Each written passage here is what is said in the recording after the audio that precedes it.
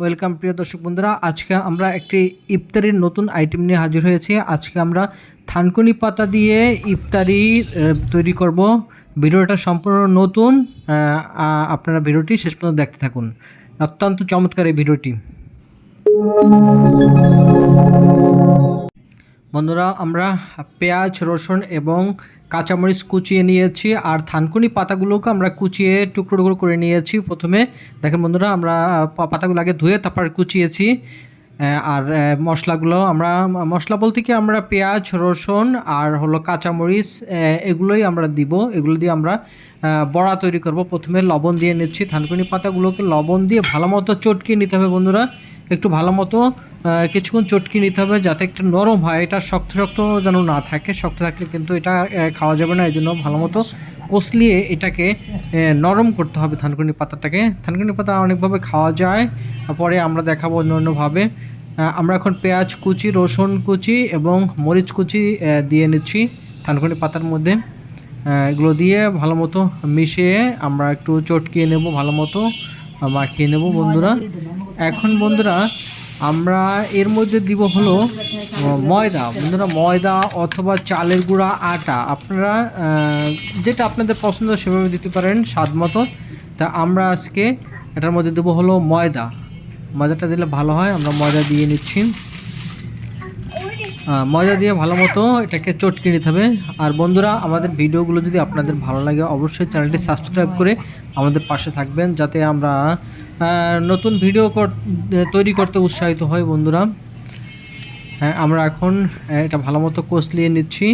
ভালো মতো মিশিয়ে আমরা নিব যাতে আটাগুলো ভালো মতো মিশে যায় এগুলোর সাথে একইভাবে। আমরা কিন্তু অল্প পরিমাণে ময়দা দিয়েছি, আটা না তো বন্ধুরা, ময়দা। আমরা অল্প পরিমাণে ময়দা দিয়েছি এবং পেঁয়াজ, রসুন এগুলো বেশি করে দিয়েছি, আর পাতা ময়দার পরিমাণ অল্প। আমরা ভালো মতো দেখেন বন্ধুরা, আমরা এই দেখছেন ভালো মতো এখন চটকে নিলাম। রেডি আমাদের। এখন কড়াইতে সয়াবিন তেল দিয়ে আমরা ভাজতেছি। সয়াবিন তেল দিলাম। এখন আমরা ছোট ছোট বড়া বড়া তৈরি করে এই যে কড়াইতে দিচ্ছি। দেখেন মুট মুট করে একটু শক্ত শক্ত করে আনা ছড়াই যাবে। এভাবে আমরা ছোট ছোট বন্ধুরা, এটা যারা আপনারা এখনও খাননি থানকুনি পাতার বড়া, বাটা হয়তো অনেকে খেয়েছেন, এই বড়াটা যারা খান নাই বন্ধুরা, একবার আপনি খেয়ে দেখেন, একটু তৈরি করে দেখবেন। আপনি বারবার খুঁজবেন থানকুনি পাতা কোথায় পাওয়া যায়। হ্যাঁ, বাজারে পাওয়া যায় 10 টাকা 20 টাকা করে মোটা পাওয়া যায় থানকুনি পাতার। আপনারা এই সবজি আলাদার কাছে আপনারা এগুলো সংগ্রহ করে আমাদের মতো রেসিপিটা তৈরি করে দেখবেন বন্ধুরা। এখন আমরা ঢেকে দিচ্ছি। এই যে ঢেকে দেওয়ার পর উঠিয়ে আমার একটু ঘুরাই ফিরে দিতে হবে এপিট ওপিট করে। আমরা এপিট ওপিট করে দিচ্ছি ঘুরিয়ে সবগুলো। দেখেন বন্ধুরা কত চমৎকার দেখাচ্ছে কালারটা। কালারের কোনো পরিবর্তন হয় না, দেখছেন। এখন আবার আমরা ঢেকে দিচ্ছি। ঢেকে দিই যাতে ভালো মতো সিদ্ধ হয় বন্ধুরা। হ্যাঁ, এখন আবার ঘুরিয়ে দিলাম, দুইবার ঘুরিয়ে দিলাম।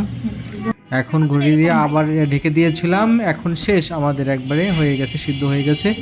এখন বন্ধুরা আমরা নামিয়ে ফেলি বন্ধুরা। এটা অনেকভাবে খাওয়া যায়। ইফতারি হিসাবে আপনারা ইফতারি আইটেম হিসেবে খেতে পারবেন, অথবা ভাত দিয়েও খেতে পারবেন। হ্যাঁ, বা খালিও খাওয়া যাবে। অনেক মজা লাগে বন্ধুরা। আপনারা এটা অবশ্যই এই রমজানের মাসে আপনারা ট্রাই করে দেখতে পারেন। একটা নতুন আইটেম বন্ধুরা। হয়তো বা থানকুনি পাতার রেসিপি এরকম খুব কম মানুষই জানে বা বানায়, আমি তো দেখি নাই কোথাও। তা আপনারা থানকুনি পাতা দিয়া ইফতারের এই আইটেমটা আপনারা তৈরি করতে পারেন বন্ধুরা। অনেক মজা, অনেক চমৎকার এই রেসিপিটা বন্ধুরা। আমরা এটা অনেক আগে থেকে খাই। আপনারা এটা ট্রাই করে দেখতে পারেন। আর বন্ধুরা, আমাদের ভিডিওগুলো যদি আপনাদের ভালো লেগে থাকে অবশ্যই চ্যানেলটি সাবস্ক্রাইব করে পংক্তি কিচেনের পাশে থাকবেন বন্ধুরা। থ্যাংক ইউ বন্ধুরা শেষ পর্যন্ত দেখার জন্য।